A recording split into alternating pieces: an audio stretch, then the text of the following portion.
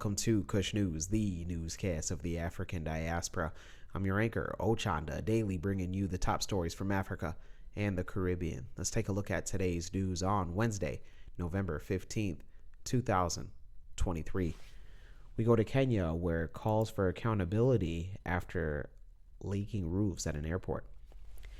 Deputy President of Kenya, Rigathi Gachagua, says that there is a need for a thorough reevaluation of engineering practices following the recent mess of roof leaks at Jomo Kenyatta International Airport. The recent heavy rains being experienced in the country have exposed the poor quality of work that was undertaken during the renovation of terminals at jkia, Kenya's most important airport. The deputy president stated that the state of the renovations at the airport was a project that was executed at considerable cost, is now tarnishing the engineering profession's reputation. Speaking at the 30th Institution of Engineers of Kenya convention, the deputy president said that the airport's leaking roofs serve as a wake-up call for the engineering community. The incident at jkia stands as a reminder that public safety and trust hinge on the competence and ethics of those at the helm of engineering endeavors. He also added that the importance of cracking down on cracks in the engineering profession, urging the need for accountability among professionals. Earlier this week and also yesterday, scenes of the leaking roofs at jkia made social media. Those in Kenya, let us know if you've gotten a chance to check out some of the mishaps at jkia. Let us know your thoughts. Let's go to Liberia, where both presidential candidates are optimistic. Amid visibly low voter turnout across the country, President George Weah and his competitor Joseph Boakai are optimistic of victory from the Tuesday presidential runoff elections. Speaking to reporters after casting his ballot, President Weah expressed satisfaction over the peaceful manner in which Liberians turned out to vote. He expressed optimism defeating his fierce rival Boakai in the past, noting that his work of unprecedented developments over the past 6 years will speak for him in a resounding victory after the poll. After casting his ballot in Montserrado County, Boakai told journalists that the voter turnout was that voter trucking was responsible for a low voter turnout in the runoff. He believes that some voters who registered outside their constituency were unable to transport themselves where they had registered. The National Elections Commission, known as the NEC, held the runoff because both men failed to secure 50% of +1 votes required to be declared the overall winner for the presidential election.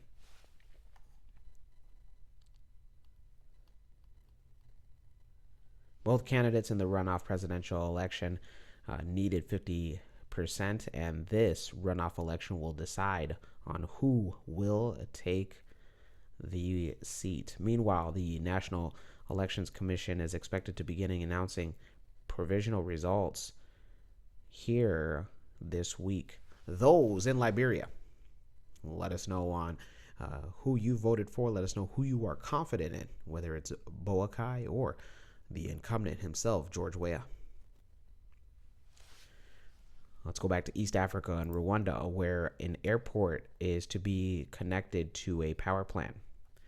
Rwanda's new airport in Bugesera district will be connected to the regional Rusumo hydroelectric power plant, and it's to be inaugurated by the end of this year. The move aims to ensure stable power supply to the new airport under construction. The Minister of State had unveiled the plan on Wednesday before senators. The power plant is expected to supply 80 megawatts of power, which will be shared with Rwanda, Tanzania, and Burundi. The $340 million project is one of the investment programs under the Nile Basin Initiative, with a mandate to facilitate jointly agreed transformative regional transboundary cooperative projects. The airport greening compromises energy saving, water conservation, waste management, and material efficiency, and the green transportation within airport, among others. Construction works on the proposed international airport in the district have gained momentum, and there is optimism that it could be completed entirely by 2026. The new facility, according to developers, will boast a 130,000 square meter main terminal building capable of accommodating 8 million passengers a year. Those in Rwanda, let us know your excitement about a power plant being next to an airport to take care of all the logistics. Awesome. Let's stay in East Africa and go to Ethiopia, where the head of state is urging citizens not to miss a national dialogue. The Prime Minister of Ethiopia, Abiy Ahmed, has urged Ethiopians to not miss the national dialogue opportunity since it provides immense benefits to address the current problems. The head of state made the remark while responding to inquiries from MPs yesterday. Apart from several opportunities to correct the political mistakes on various occasions during the past times, Ethiopia's challenges have been piling for many years.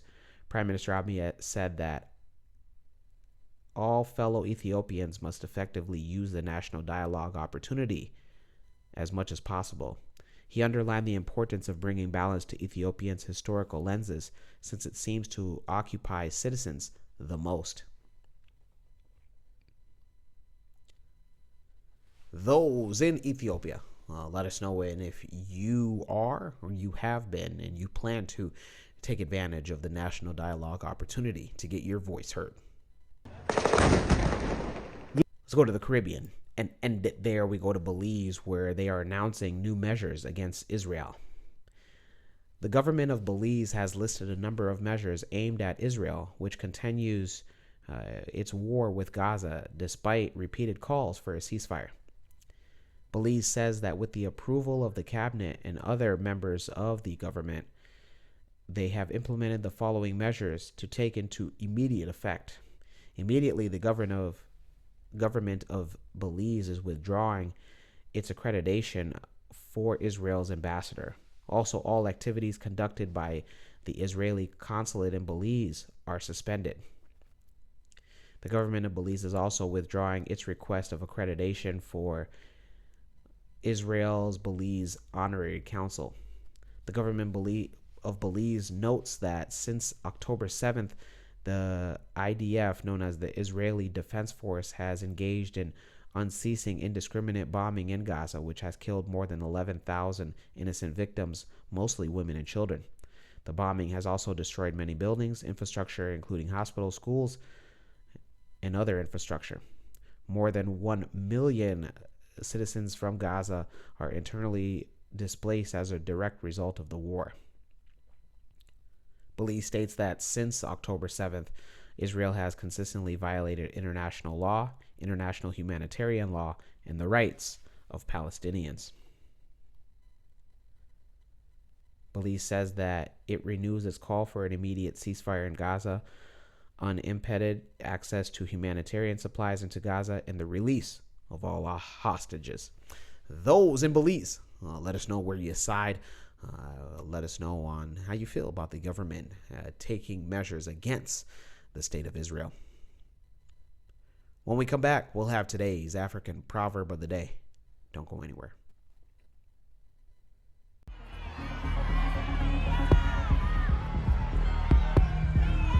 Colombia!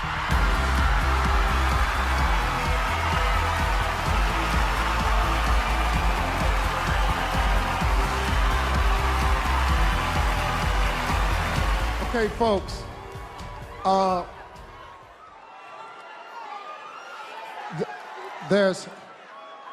have to apologize.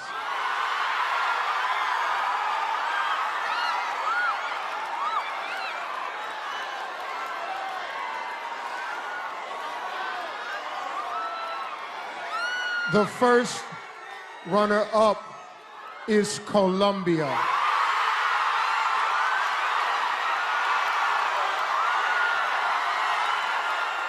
Miss Universe 2015 is Philippines.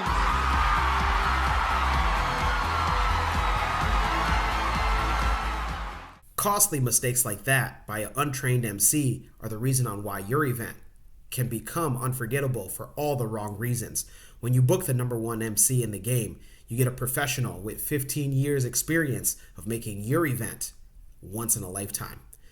Book MC Cadero for your birthday, baby shower, wedding, and yeah, even beauty pageant. Once again, visit www.mccadero.com, the official website of the #1 MC in the game.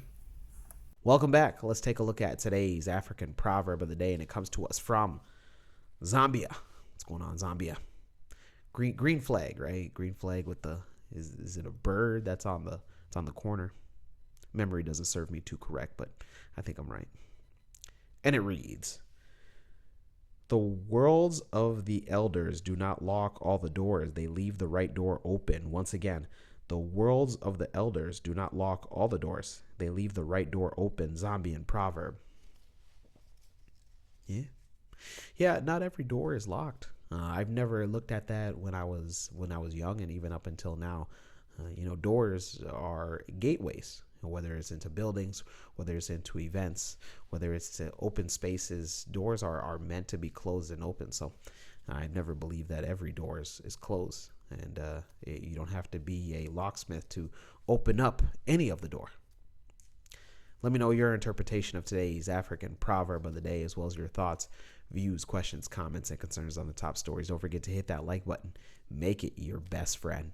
For Kush News on Kush Convos TV, I'm Ochanda. We'll see you soon.